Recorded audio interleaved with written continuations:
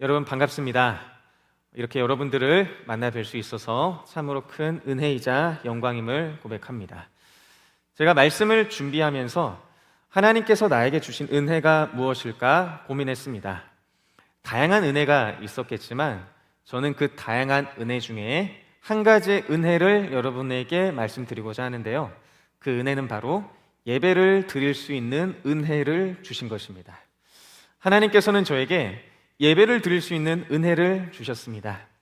그리고 그 은혜는 비단 저에게만 주신 것이 아니라 이 자리에 계신 여러분들과 그리고 온라인으로 예배를 드리신 여러분에게 동일하게 주신 은혜임을 고백합니다. 하나님께서 여러분에게 예배를 드릴 수 있는 은혜를 주셨고요, 예배를 사모할 수 있는 은혜를 부어주셨습니다. 하나님께 예배드리는 귀하신 청년들 한 분 한 분에게 하나님의 넘치는 은혜와 축복이, 하나님의 넘치는 예배의 은혜와 축복이 충만하시길 예수님의 이름으로 간절히 소망하고 축복하겠습니다. 여러분들 혹시 드라마 자주 보시나요? 드라마. 요즘에는 참 많은 서비스들이 있죠. 넷플릭스라든지 왓챠라든지 유튜브라든지 정말 다양한 드라마를 시청할 수 있는 OTT들이 참 많이 있습니다. 그래서 여러분들과 이야기를 나누다 보면은 나 이 드라마 봤는데 너도 혹시 이 드라마 봤어? 이렇게 얘기하면서 대화가 잘 오고 가더라고요. 그러면서 여러분들께서 드라마에 참 많은 관심을 갖고 계시구나 이렇게 생각하게 됐습니다. 그렇다면 저는 어떨까요? 저는 드라마를 그렇게 썩 좋아하지는 않습니다. 드라마를 본다 해도 여러분들께서 이 드라마가 좀 유명해요 목사님, 그러면은 유튜브 들어가서 보면은 그 드라마를 한 30분 정도로 요약해서 설명하는 유튜브 영상 있죠. 그걸로 보통 드라마를 보긴 했었는데요, 제가 가장 최근에 본 드라마라고 한다면 6년 전인가요? 5년 전인가요? 아주 오래됐죠? 그때 당시에 어떤 드라마를 봤냐면 여러분들의 부모님께서 즐겨보시던 드라마가 있습니다. 그 드라마가 뭘까요? 여러분들의 부모님께서 저녁 7시경쯤에 즐겁게 보시는 드라마, 바로 그 일일 드라마입니다. 일일 드라마. 여러분 아세요 혹시? 부모님들께서 한 저녁 7시쯤에 TV에 앉으셔서 드라마 보시는 거, 혹시 그런 모습을 좀 보셨는지 모르겠어요. 저는 원래는 제주도에 살다가 학교 때문에 잠시, 흔히 제주도 사람들은 이렇게 올라오면 육지에 올라왔다고 하거든요. 육지에 올라와서 학교 생활을 하다가 방학이 되면 집으로 내려갔습니다. 제주도로 내려갔어요. 그러면은 항상 부모님과 저녁 7시쯤에 저녁을 먹으면서 반강제적으로 부모님이 보시는 일일 드라마를 시청하게 됐습니다. 그런데 그 일일 드라마를 제가 얼마나 많이 봤겠어요. 매 방학마다 내려가니까 일일 드라마를 참 많이 봤습니다. 그런데 그 드라마에서 빠지지 않는 요소가 하나 있어요. 그 요소가 뭘까요, 여러분? 일일 드라마에서 빠지지 않는 요소가 있습니다. 어떤 요소일까요? 이게 있어야 여러분들의 부모님, 그리고 저희 부모님들께서 그 드라마를 꼭 보시더라고요. 뭘까요? 네? 불륜. 불륜도 있죠. 예, 그럴 수 있죠. 네. 또 뭐가 있을까요? 그 불륜을 포함해서 전체적으로. 맞아요. 잘하시네요. 몇 번 보셨나 봐요? 네. 일일 드라마의 특징이라고 한다면, 빠지지 않는 요소라고 한다면 이 막장 요소가 있습니다. 막장 요소. 여러분 막장 요소가 뭔지 아시죠? 그것을 잠깐 여러분에게 말씀해드리면, 드라마에는 주인공이 2명이 등장합니다. 한 명의 주인공은 여자 주인공인데요, 그 여자 주인공의 공통된 특징이라고 한다면 먼저 아주 이뻐요. 아주 미인이고, 그리고 아주 가난합니다. 하지만 너무 효녀예요. 게다가 공부도 잘해서 그 여자 주인공이 열심히 노력해서 어디에 취직하냐면요, 대기업에 취직을 합니다. 흔히 그 드라마 속 안에 있는 그 대기업에 취직을 해요. 정직원으로. 그리고 또 한 명의 주인공이 등장합니다. 여자 주인공이 등장했으면 이제는 남자 주인공이 등장해야겠죠. 남자 주인공 하나부터 10까지 모두가 회장의 아들이에요. 그 대기업 회장의 아들이고요, 흔히 말하는 엄친아입니다. 잘생기고 공부 잘하고 그 다음에 키도 크고 인품도 좋고 능력도 좋고 그 어느 것 하나 빠지지 않는 엄친아가 등장하고요. 그리고 이 남자 주인공은 꼭 이 사람이 있어요. 누가 있냐면 약혼자가 있습니다. 약혼자. 그런데 이 약혼자와 그 남자 주인공은 서로 사랑하는 사이일까요? 사랑하지 않는 사이일까요? 사랑하지 않아요. 어쩔 수 없이 회사의 이익 때문에 맺어진 약혼의 관계입니다. 그래서 이 약혼자는 그 남자 주인공을 너무 사랑하지만 이 남자 주인공은 그 약혼자를 사랑하지 않는 채 드라마가 쭉 전개되다가 어느 날 남자 주인공이 이렇게 이제 길을 걷다가 저 맞은편에서 한 사람을 발견해요. 그 사람이 누굴까요? 바로 여자 주인공을 발견합니다. 그리고 여자 주인공을 보자마자 그 남자 주인공은 그 여자 주인공에게 사랑에 빠져버리죠. 처음에는 어떻게 대화할까, 어떻게 만날까 그렇게 하다가 이상하게 드라마가 전개될 때마다 그 남자 주인공과 여자 주인공이 같이 어려움을 겪게 되고 그 어려움을 겪으면서 그 둘의 사랑이 점점점 싹 피어오르죠.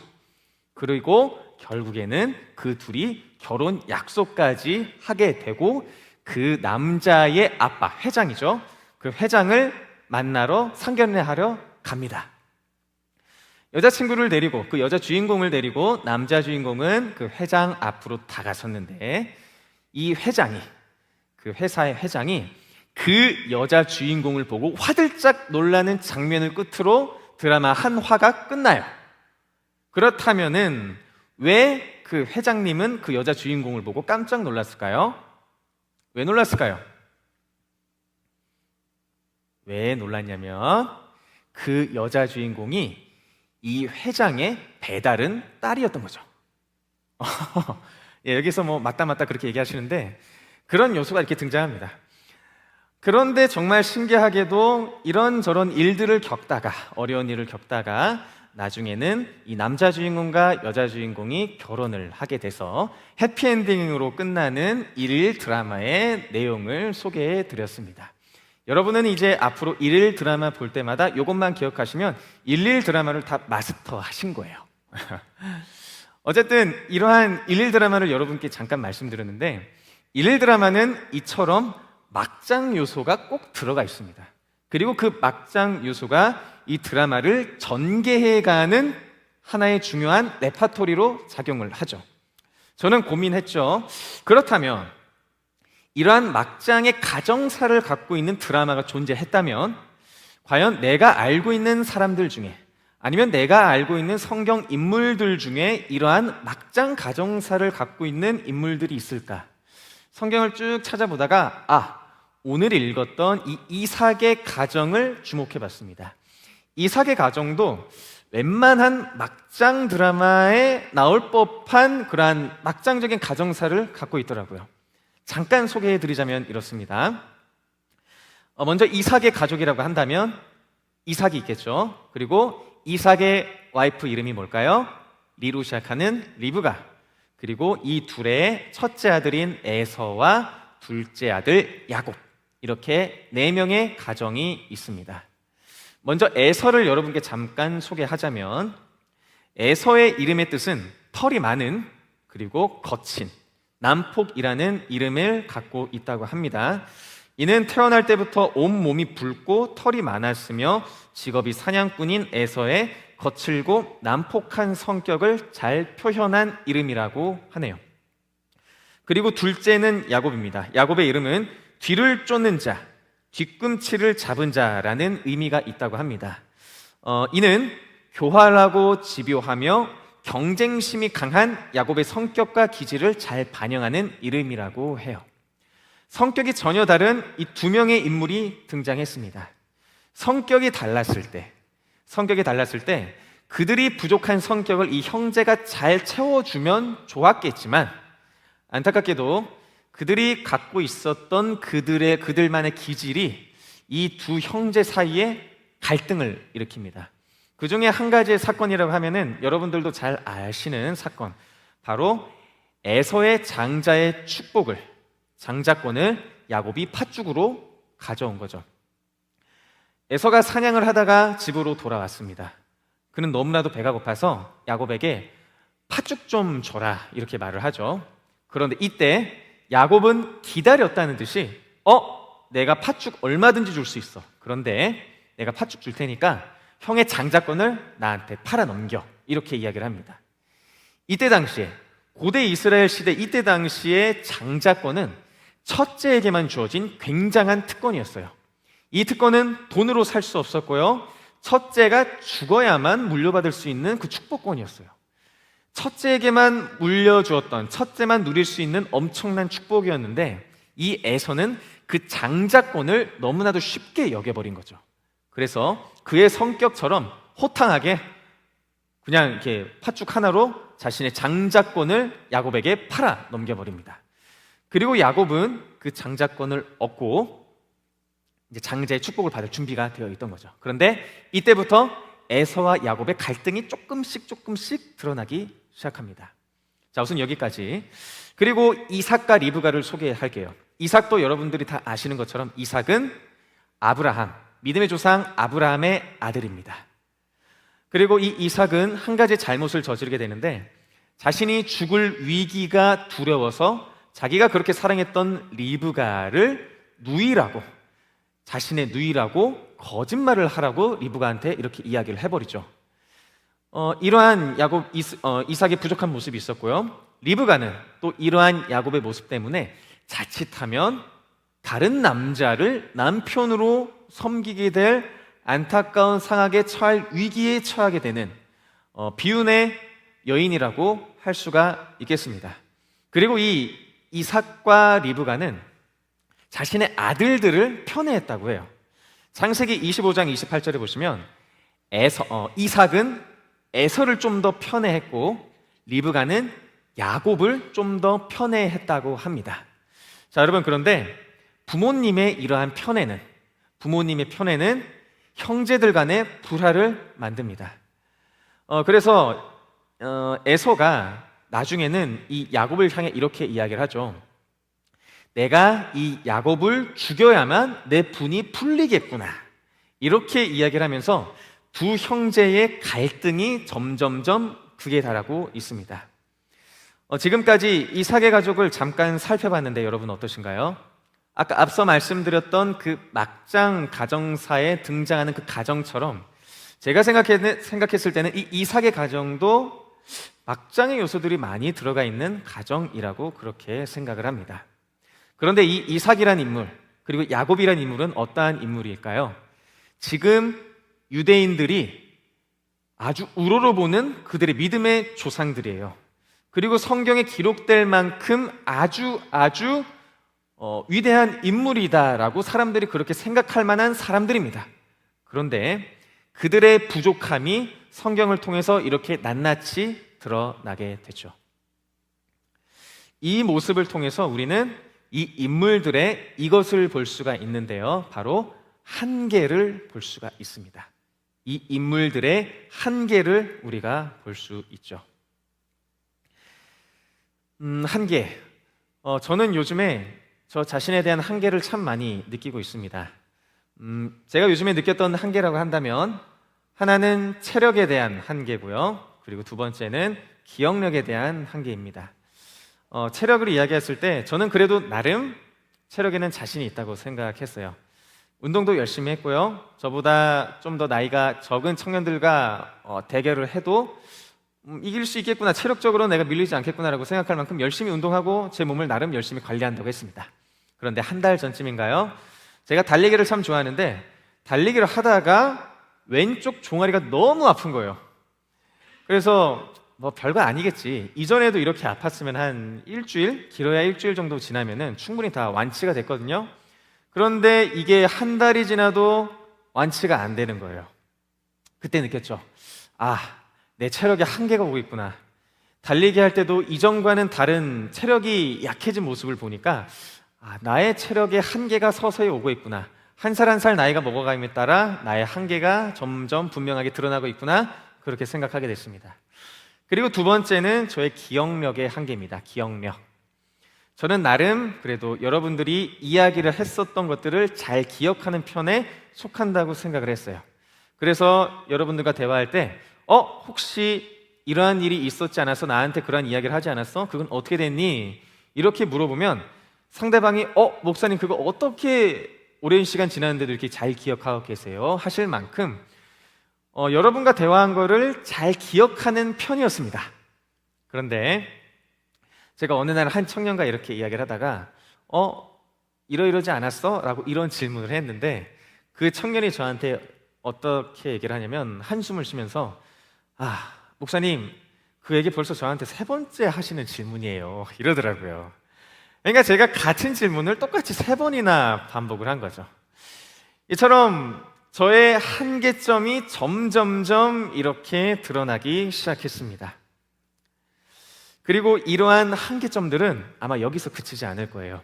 저에 대한 한계는요, 지금은 체력과 기억력 이 2가지뿐이었지만 제가 한 살 한 살 나이가 먹어가면 먹어갈수록 제가 겪고 제가 품게 되는 한계점들은 3개, 4개, 5개, 6개 이렇게 한계점이 점점점 늘어날 겁니다. 그리고 이 한계점은 비단 저만 겪게 되는 한계는 아닙니다. 저만 겪게 되는 것이 아니라 바로 여기 계신 여러분들도 여러분들만의 한계점들이 분명히 있을 거고 그 한계점들이 시간이 지나면 지날수록 지금은 1개였다가 2개였다가 3개였다가 4개였다가 5개였다가 여러분들이 앞으로 겪게 될 한계점들은 점점 더 늘어날 것입니다. 그러면 이렇게 생각할 수 있겠죠? 내 안에 한계점들이 이렇게 증가하는데 내 안에 불안한 것들이 점점점 많이 나타나게 되는데 그렇다면 이러한 한계점들을 내가 평생 안고 가야 되는가? 이 한계점들 때문에 내가 항상 불안해하며 떨며 무서워해야 되는가? 이런 생각을 할 수도 있을 것 같습니다. 이러한 질문에 대해서 성경은 이렇게 말씀합니다. 우리 다시 성경으로 돌아와서 창세기 28장 12절에서 15절 말씀인데요, 이걸 한번 제가 읽어보겠습니다. 꿈에 본즉 사닥다리가 땅 위에 있는데 그 꼭대기가 하늘에 닿았고 또 본즉 하나님의 사자들이 그 위에서 오르락 내리락 하고 또 본즉 여호와께서 그 위에 서서 이르되 나는 여호와니 너의 조부 아브라함의 하나님이요 이삭의 하나님이라. 내가 누워있는 땅을 내가 너와 내 자손에게 주리니 내 자손이 땅의 티끌같이 되어 내가 서쪽과 동쪽과 북쪽과 남쪽으로 퍼져갈지며 땅의 모든 족속이 너와 내 자손으로 말미암아 복을 받으리라. 내가 너와 함께 있어 내가 어디로 가든지 너를 지키며 너를 이끌어 이 땅으로 돌아오게 할지라. 내가 내게 허락한 것을 다 이루기까지 너를 떠나지 아니하리라 하신지라. 아멘. 이렇게 말씀합니다. 야곱은 꿈을 꿨습니다. 그리고 그 꿈에 큰 사닥다리가 나타났고요, 그 큰 사닥다리는 땅과 하늘까지 이어져 있었고 그 사닥다리를 통해서 천사들이 오르락내리락하고 그 사닥다리 꼭대기에는 하나님이 계셨습니다. 그리고 하나님께서 이 야곱을 향해 이렇게 말씀하시죠. 나는 너의 아브라함의 하나님, 이삭의 하나님, 그리고 내가 누워있는 땅을 내가 너와 내 자손에게 주겠다. 내 자손이 땅의 티끌일같이 되어 내가 서쪽, 동쪽, 북쪽, 남쪽으로 퍼져갈 거며 땅의 모든 족속이 너와 내 자손으로 말미암아 복을 받을 것이고 내가 너와 함께 있어 내가 어디로 가든지 너를 지키며 너를 이끌어 이 땅으로 돌아오게 할지라. 내가 너와 항상 함께 하겠다. 이렇게 말씀하십니다. 이 꿈을 꾸고 야곱은 꿈에서 깨어 하나님께 이렇게 고백합니다. 28장 16절입니다. 야곱이 잠에서 깨어 이르되 여호와여, 여호와께서 과연 여기 계시거늘 내가 알지 못하였도다. 이렇게 이야기를 합니다. 야곱은 이제 비로소 깨달은 거죠. 무엇을 깨달았냐면 하나님께서 나와 항상 함께 하셨구나를 이때 깨닫게 됩니다. 하나님께서는 야곱이 태어났을 때부터, 그리고 에서와의 사건에서부터, 에서를 피해 광야 가운데서 방황할 때부터 야곱의 인생의 모든 순간마다 하나님께서는 이 야곱과 함께 하셨습니다. 야곱은 이때 깨달은 거죠. 하나님께서 나와 함께 하시는구나. 하나님께서 나와 언제나 함께 하셨구나. 이때 깨달은 겁니다. 그리고 이때 야곱은 코람데오를 깨닫습니다. 코람데오. 코람데오가 무슨 뜻이냐면요, 코람, 뭐뭐 앞에서, 그리고 데오는 하나님이라는 의미가 있습니다. 그래서 이 두 단어를 합치면요, 코람데오, 즉 하나님 앞에서, 하나님께서 나의 앞에 계신다, 하나님이 나와 함께 하신다, 나와 언제나 함께 하시는 하나님, 코람데오의 하나님을 야곱이 이때 깨닫게 된 겁니다. 야곱의 인생의 큰 전환점이 바로 이때가 된 거죠. 야곱은 하나님께서 자신과 함께 하신다, 코람데오를 깨닫고 이제 담대하게 다시금 라반의 집을 향해서 걸어갑니다. 자, 그렇다면 여러분, 야곱은 코람데오, 자신과 함께 하시는 하나님을 깨달았잖아요. 그러면 그 이후에 야곱의 삶은 어떻게 될 것 같으세요? 그의 삶이 항상 축복의 길만, 은혜의 길만 있을까요? 성경을 읽으면 그것이 아닌 것으로 알게 됩니다. 야곱은 코람데오의 하나님을 깨달았지만 그의 인생에 있어서는 그의 인생의 어려움은 항상 존재했어요. 예를 들면 그가 라반의 집에 도착을 합니다. 라반의 집에 도착했는데 이 라반이라는 사람이 아주 교활해서 이 야곱을 자신의 종으로, 노비로 삼으려고 계속해서 일을 시켜요. 그래서 자칫하면 이 야곱은 라반의 집에서 평생 동안 노예로 살 뻔했습니다. 그런데 그러한 어려움도 있었고요. 그리고 이 야곱은 라반의 집에서 어찌어찌해서 잘 나왔어요. 그런데 이 라반의 집에서 나온 이후에 그에게는 죽음의 위기가 도사리고 있었습니다. 어떠한 죽음의 위기냐면 에서 형의 죽음의 위기였죠. 이 에서 형은 야곱을 죽이고 싶어 했던 사람이었어요. 자신의 형제지만 언제든지 기회만 되면 그 야곱을 죽이고 싶어 했었던 사람이었습니다. 그런데 이제 어쩔 수 없이 자신을 죽이려고 했던 에서와 곧 만나게 될 상황에 처하게 된 거죠. 코람데오를 깨달은 야곱의 인생이었지만 그의 인생 가운데에서는 항상 어려움이 존재했고요, 항상 불안함이 가득했습니다. 이러한 것을 봤을 때 코람데오, 하나님께서 나와 함께 하신다는 것을 우리가 깨달은다 할지라도 그들의 인생에 있어서는 어려움은 결코 없어지지 않는다라는 사실을 우리는 알 수 있죠. 하지만 신기한 건 뭔지 아세요, 여러분?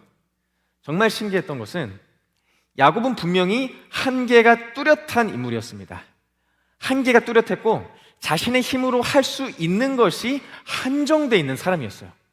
그런데 정말 신기한 것은 하나님께서 때에 따라서, 너무나도 적절한 때에 따라서 야곱에게 큰 은혜를 주시는데요, 그 은혜는 무엇이냐면 야곱이 겪는 그 어려움을 극복하게 하시는 은혜였습니다. 야곱의 힘으로는 전혀 이겨낼 수 없었던 그 어려움을 하나님께서는 극복하게 하셨습니다. 야곱이 인간적인 한계에 봉착했지만 그 인간적인 한계를 뛰어넘으시면서 역사하신 거예요. 하나님께서는 야곱과 함께 하시면서 야곱의 한계를 뛰어넘어서 역사하셨습니다. 이것이 저는 하나님의 크신 은혜라고 그렇게 생각합니다. 나의 한계를 뛰어넘어 역사하시는 하나님의 은혜. 나는 비록 부족하지만, 나는 한계가 분명한 사람이지만 그 한계를 뛰어넘어서 역사하시는 하나님의 그 은혜, 그 은혜가 얼마나 귀한지 여러분들 꼭 깨달아 주셨으면 좋겠습니다. 저도 이러한 경험을 한 적이 있습니다. 제가 바로 저번 주까지 일본 선교를 다녀왔잖아요. 일본 선교를 다녀오면서 다양한 일들이 있었습니다. 그런데 그 중에 한 가지 예를 여러분들께 잠깐 소개해드리면 16일 날, 7월 16일 날이 저희가 이제 일본에서 한국으로 돌아오는 날이었어요. 몇몇 팀원들은 이제 식사를 하러 이제 다른 곳으로 갔다가 하네다 공항으로 돌아오고, 그리고 몇몇 인원들은 저희 동광교회에서 일본에 지은 딜라이트 하우스가 하나 있습니다. 센터가 있는데 그 센터에서 머물다가 하네다 공항으로 가는 그러한 코스로 저희가 머물고 있었거든요. 그런데 이제 저는 딜라이트 센터에서 이제 하네다 공항으로 가는 그 인원들과 같이 있었고, 시간이 돼서 출발했습니다. 하네다 공항으로. 중간까지는 잘 왔어요. 왜냐하면 중간까지 그 팀을 잘 인도해 준 청년이 있었기 때문이죠. 그런데 그 청년이 이제 개인적인 일 때문에 이제 빠지게 되고, 이제 그 일본 선교팀과 제가 이제 공항으로 이동해야 되는 시점이 온 겁니다. 그런데 참고로 저는 여러분 엄청난 길치예요, 길치. 엄청난 길치입니다. 그래가지고 뭐 광화문 가도 뭐 광화문이 어디야? 뭐 이렇게 막 찾기도 하고, 처음에 제가 이 교회 오기 전에 뭐 엄청 헤맸어요. 막 여기도 가고 막 가톨릭대도 가고, 그만큼 엄청난 길치인데요. 어쩔 수 없이 이제 제가 이제 선교팀을 이끌고 하네다 공항으로 가게 됐습니다. 근데 제가 말씀드렸다시피 전 길치라 그랬죠? 아니나 다를까 지하철을 탔는데 그 지하철 열차가 잘못된 열차였습니다. 그래서 이게 어떻게 된 거지 하면서 막 찾다가 부랴부랴 그 열차에서 나와서 하네다 공항으로 가는 열차를 막 찾기 시작했어요. 그렇게 막 찾다가 이제 저희가 그 이전에 탔었던 열차는 떠나가고, 저희가 이제 하네다 공항으로 가는 열차를 기다리고 있는데 한 청년이 갑자기 머리를 부여잡은 채 막 어쩔 줄 몰라 하는 거예요. 그래서 왜 그런가 보니까 그 청년이 하필이면은 저희가 방금 탔던 그 열차에 가방을 두고 내린 거예요. 근데 그 가방에 뭐가 있었을까요? 여권이 있었어요. 자칫하면은 그 청년은 영영 한국으로 못 돌아올 뻔했었죠. 그래서 너무 당황했습니다. 그때 너무 당황해가지고 어떻게 할까 막 고민하다가 이제 저희 팀, 이제 그 역에 있는 팀마저도 이제 패닉에 빠진 거예요. 저도 당황하고, 제가 얼마나 당황했는지 일본 선교에 처음 온 가장 막내인 청년 윤호가 있는데요. 그 윤호를 그 역에 남겨놓고 저희만 오려고 했었어요. 그러니까 제가 참 멍청한 판단을 했죠. 지금 윤호 저기 앉아있는데 윤호 미안하다. 그런 판단을 해버릴 정도로 되게 어수선했습니다. 그리고 또 이쪽에 하네다 공항 가는 열차 오니까 이게 뭐 맞네 틀리네 하다가 이제 몇몇은 또 그 열차를 타고 이동하고, 또 몇몇은 또 그 역에 또 남아있고, 상황이 정말 복잡했어요. 그 복잡한 상황 속에서 제 힘으로 할 수 있는 것은 하나도 없었습니다. 그저 하나님께 기도했죠. 하나님, 제발 떠나갔던 그 가방만 잘 찾게 해주시고 그 가방 안에 물건이 제발 잘 남아있게 해주세요. 계속 그렇게 기도하고, 저와 그 가방을 놓쳐버린 청년은 남고, 은미님까지 남고, 나머지 인원들은 이제 하네다 공항으로 이동했습니다. 그리고 이제 가방을 내려놓고 내린 그 청년은 자신의 그 가방을 찾으러 떠났고요. 저랑 은미님은 이제 하네다 공항으로 왔죠. 오는 길에도 굉장히 불안했어요. 이 가방 찾아야 되는데 가방 어떡하지? 계속 발만 동동 그리고 있다가 카톡이 딱 왔습니다. 목사님, 가방 찾았습니다 라는 연락이 왔어요. 그래서 그러면 그 가방에 여권도 물건도 잊어버린 거 없이 잘 있나요? 이야기하니까 네, 잃어버린 거 없이 잘 있더라고요. 이렇게 얘기를 하고, 그 청년은 공항에 늦지 않게 도착했고요. 비행기도 잘 타고 와서 지금 이 자리에서 예배를 드리고 있네요. 그 모든 상황, 여러분 제 힘으로 할 수 있었을까요? 없었어요. 열차가 떠나간 열차를 제 힘으로 그 열차를 다시금 되돌아오려고 제가 끌어당길 수 있었을까요? 없었습니다. 제가 달리기가 빨라서 그 열차를 따라잡아서 다음 역에 먼저 내려서 그 열차 안에 있는 가방을 제가 가져올 수 있었을까요? 없었어요. 제 힘으로 할 수 있는 것이 하나도 없었습니다. 그런데 하나님께서는 너무나도 놀랍게도 제 힘으로 할 수 없음에도 불구하고 제 한계를 뛰어넘어 그 상황 속에서도 역사하셨습니다. 가방을 잘 찾게 해주셨고요. 그 가방을 잘 찾은 것뿐만 아니라 가방을 찾으러 간 그 청년이 늦지 않게 공항에 도착하게 했고, 안전하게 한국에 돌아오는 그 모든 과정 속에서 하나님은 저의 한계점을 훨씬 뛰어넘어서, 저의 힘을 훨씬 뛰어넘어서 거룩하게 역사를 해 주신 것입니다. 여러분의 인생 가운데 앞으로 여러분이 겪게 될 많은 불안함, 많은 어려움, 한계점, 이러한 것들이 점점점 늘어날 거예요. 여러분의 앞으로의 삶 속에서 여러분의 삶은 한계가 없고, 여러분의 삶은 언제나 축복만 가득하기를 원합니다라고 저는 축복을 할 수 있지만, 여러분이 앞으로 겪게 될 인생 가운데서는 여러분이 나이가 들어감에 따라, 시간이 지남에 따라 여러분의 한계는 하나, 둘, 셋, 넷, 다섯, 여섯, 계속해서 많이 늘어날 거예요. 그리고 계속해서 많은 어려움 가운데 여러분들은 처하게 될 것입니다. 하지만 그러한 상황 속에서 여러분은 어떻게 행동하실까요? 저는 여러분들께 이렇게 말씀드리고 싶습니다. 코람데오를 기억하십시오. 코람데오를 기억하십시오. 하나님께서 여러분과 항상 함께 하신다는 그 코람데오를 여러분의 인생 속에서 항상 기억하셨으면 좋겠습니다. 코람데오, 코람데오. 하나님 앞에서 하나님께서 우리와 함께 하신다. 그 코람데오. 우리가 그 코람데오를 기억한다면, 우리가 그 코람데오를 항상 기억하며 나아간다면 하나님께서는 여러분의 한계를 뛰어넘어, 여러분의 한계를 아득히 뛰어넘어 온전한 은혜로 여러분들의 삶 가운데 역사해 주실 것입니다. 우리가 코람데오만 기억하면 돼요. 그래서 여러분, 인생을 살아가시면서 쫄지 않으셨으면 좋겠어요. 무릎 꿇지 않으셨으면 좋겠습니다. 뒤를 돌아봐서 내가 잘못했나? 내가 이렇게 가는 것이 맞나? 그렇게 고민 안 하셨으면 좋겠어요. 무릎 꿇지 않았으면 좋겠습니다. 코람데오 하시는 하나님께서 여러분과 항상 함께 하심으로 여러분이 정했던 그 한계를 훨씬 뛰어넘는 은혜로서 여러분의 삶 가운데 크신 은혜를 허락해 주실 것이라 저는 믿어 의심치 않습니다. 죽음마저 이기신 예수님께서 여러분과 함께 하시는데, 불가능마저도 뛰어넘으신 크신 은혜를 보여주신 죽음을 뛰어넘으신 예수님께서 여러분과 함께 하시는데 우리 앞으로 인생에 무슨 걱정이 있겠습니까? 무슨 어려움이 있겠습니까? 여러분 코람데오를 기억하시길 소망합니다. 여러분과 함께 하시는 코람데오의 하나님을 기억하셨으면 좋겠습니다.